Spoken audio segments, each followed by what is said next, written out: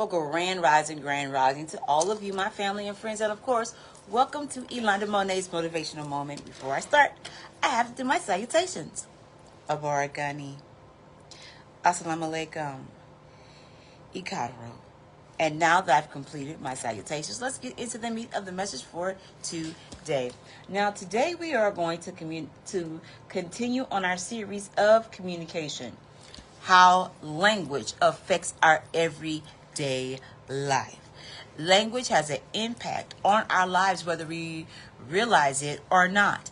Language goes a long way with communications, nonverbal, verbal, physical, all of that that it entails. So being able to communicate is the best way to get your message across. Not only being able to communicate, but actively communicating in such a way that the counterpart will understand your passion, your ideas, and your views. Okay, so do words have power within themselves, or do they generate power when they are used by people in power? I'm going to read that again. Do words have power within themselves, or do they generate power when they are used by people in power? There are so many things that look simple, but we can seriously impact our lives without knowing.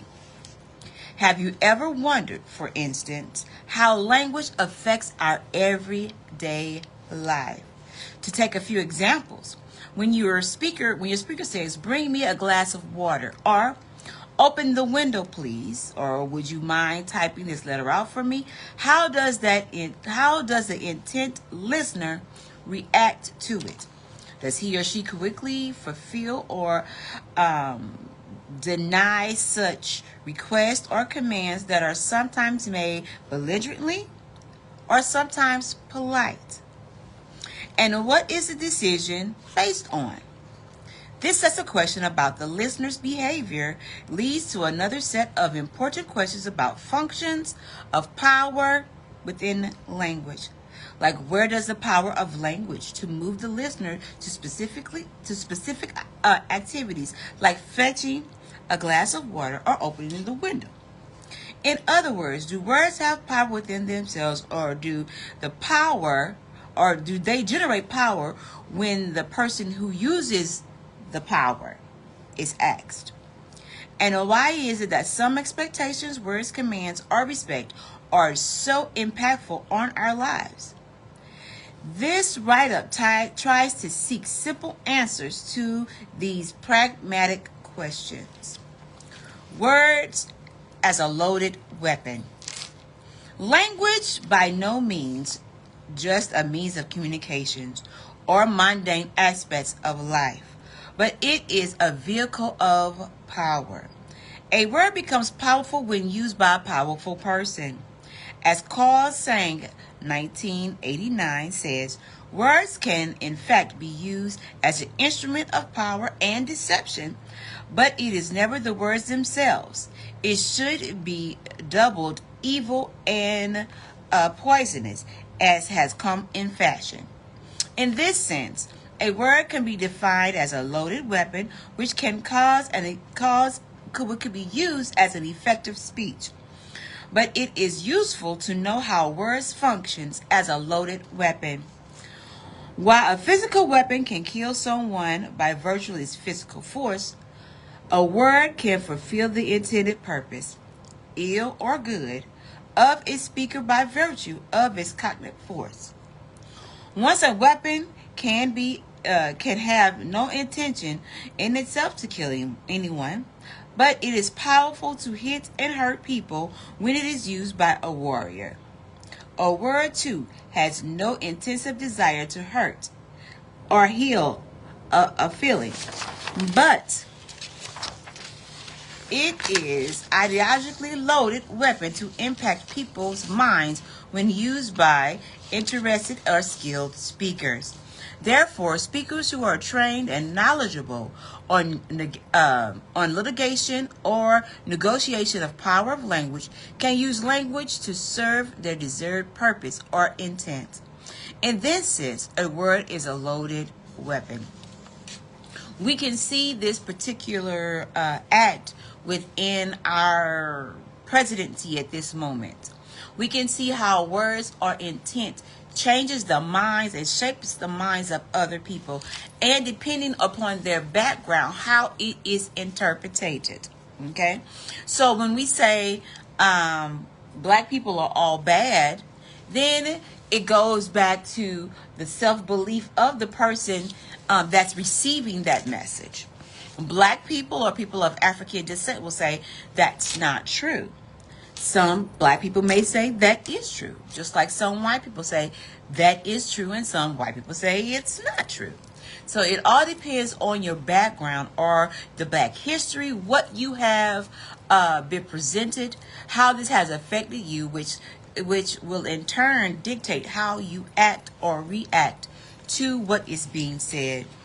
The impacts on ordinary life. Since the language is obscure and you cannot escape it, and all the language is used to produce some kind of effect, serious or not serious, but impactfully in many ways on the listener. The eminent British philosopher R.L. Austin, in his book How to Do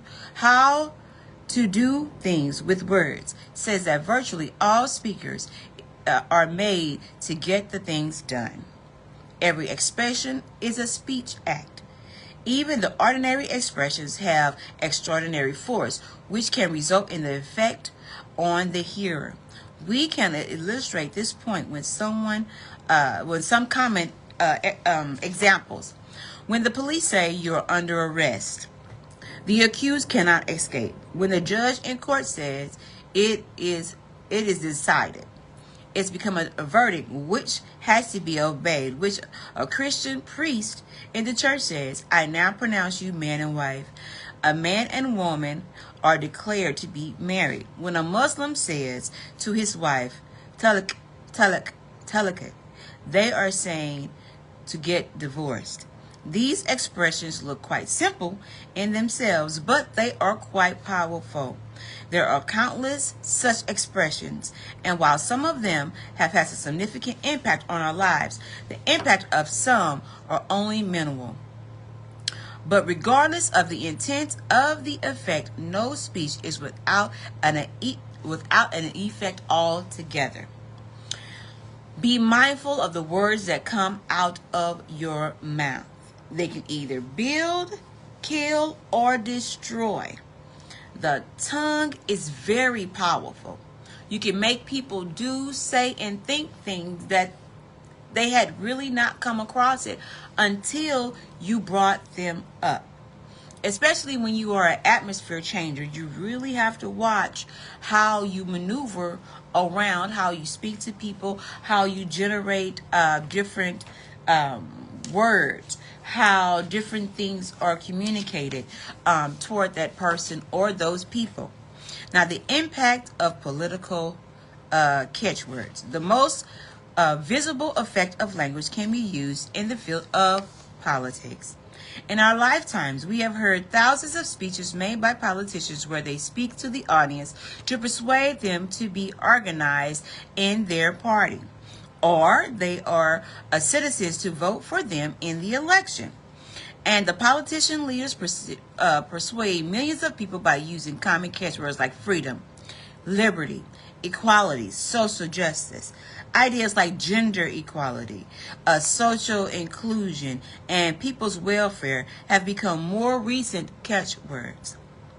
And there are also classical words of famous and effective catchphrases like great sacrifice for the nation, martyrs will straight go to heaven, putting the people's interest first, vote for me and you'll live or have a life with a difference. It is important to understand that by means of such language, politicians are constructively idealizing and using constructive idealizations to win favor from people. Using attention-grabbing words is the easiest and the most effective way politicians sway people to follow them. Almost all politicians use catchphrases, and it is difficult to locate a politician who is arrogant or arrogant enough to not use these catchphrases. As a matter of fact, just like those who is no escape to politics, there is no escape to the politician nature of language either. But in the context of organized politics or the current everyday affairs, and when one such political nature of a language is identified and understood, it also becomes easier to understand how language impacts and informs our choices, our actions, and our worldviews. Make America great again. For some Anglo-Saxons, that's going back to when they were able to rule everything. Make America great again for African American state. When was America great? Was America great when they took people and made them slaves? Was America great when they used labor to get ahead? Was America great when they raped, killed, other nationality, a group of people to make themselves feel great? When was America great? So I challenge you today to look at the propaganda, look at the rhetoric that is being spoken, look how it is being spoken, and what content it is being spoken, and make a rational decision. A rational decision as to which way to go. Now, some people did not want a woman being the president, which I think is crazy, not just because I am a woman, but we need to take the most qualified to do the job. And I'm sorry, what we have now is not qualified. What we have now is not even in the realm of having qualifications to run America. Example, all the stuff that's going on now, as far as I know, America is at odds with every country that we actually had, that were our allies on the support of divide and conquer.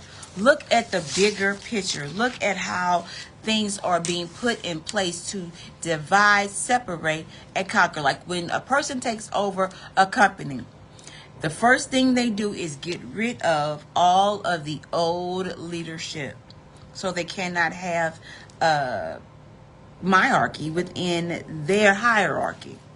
So, and that's what's happening with our country today. A lot of stuff that have been put in place for everybody to be equal, or to have an equal ground, is now being gutted. Look at our history. Look at the things that how far we have come to now, how they're being able to roll things back. A woman is not the prime ownership of her body anymore. We can't make decisions for our own well-being. So it's a lot of things being put in place, and there's a lot of things going on. So with that being said, guys, I've got to go. Remember, you can always find all of my talks on YouTube under Yolanda Monet Hatter. Click like and share. Click like and share. And with that being said, guys, I've got to go. I love you, but God loves you more. And always remember, I'll see you at the top, because the bottom, way too crowded. Peace.